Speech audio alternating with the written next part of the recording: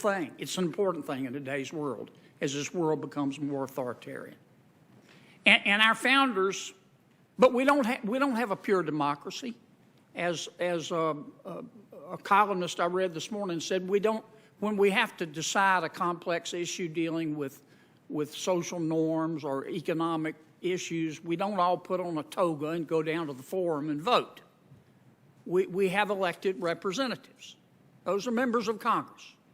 And it is our elected representatives' job to decide social and economic policy.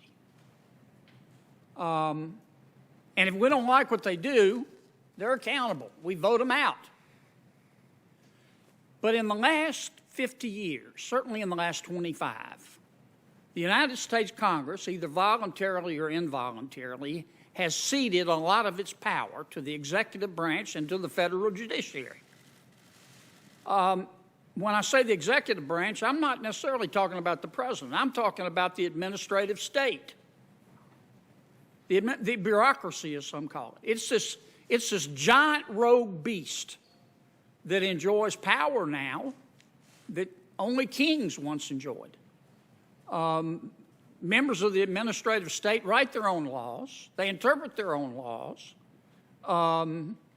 They litigate their own laws in their own courts before judges that they appoint. And Congress has allowed that to happen. I think Congress has also abdicated a lot of power to the federal judiciary. I do. And I'm not saying that federal judges don't make law. Of course they make law. They make law in the context of a specific case. It's called judicial precedent. But our founders intended federal judges to exercise judicial restraint and to understand the special role, scope, and mission of the federal judiciary vis-a-vis the United States Congress. I don't think our founders intended judges to be politicians in robes. I think our founders intended judges, federal judges, to tell us what the law is, not what the law ought to be. I think our founders intended, as the Chief Justice put it, I think our founders intended federal judges to call balls and strikes. I don't think our founders intended for federal judges to be able to redraw the strike zone.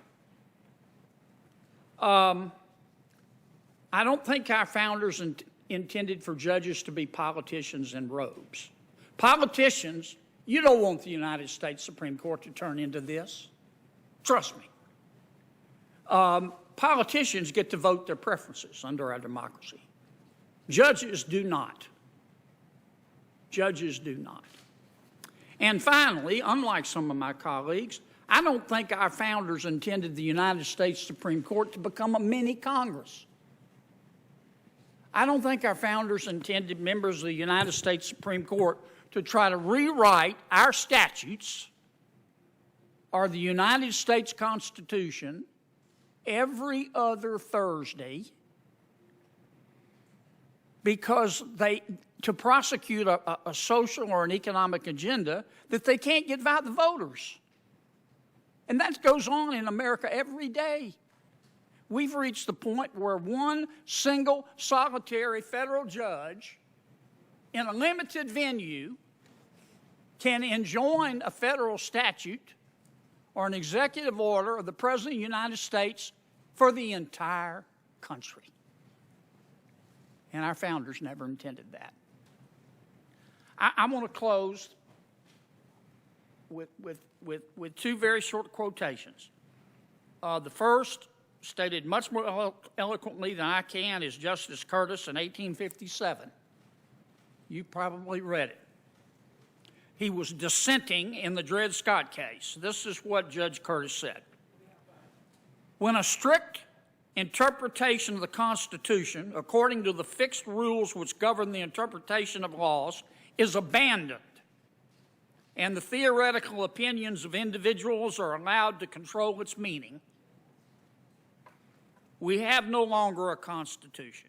We're under the government of individual men who for the time being have power to declare what their Constitution is according to their own views of what it ought to mean. And finally, a more contemporary statement from a gentleman that you're very familiar with, Justice Scalia. He said it in real world terms. This is what he said.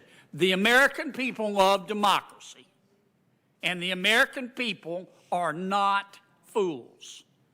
The American people know their value judgments are quite as good as those taught in any law school, maybe better.